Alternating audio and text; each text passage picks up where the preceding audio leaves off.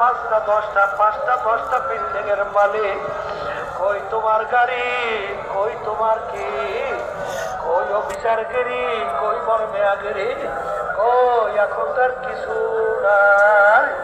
এখন মনটাকে ডাক দিয়া বুঝাও রে মন, মাথার বান্দা বুঝা গেল রে মন, আর কোন দিন মাথা নাড়া শক্তি নাই। মাথার বান্দা বুঝা গেল রে মন, আর কোন দিন উঠে বসার শক্তি নাই। পায়ের বান্দে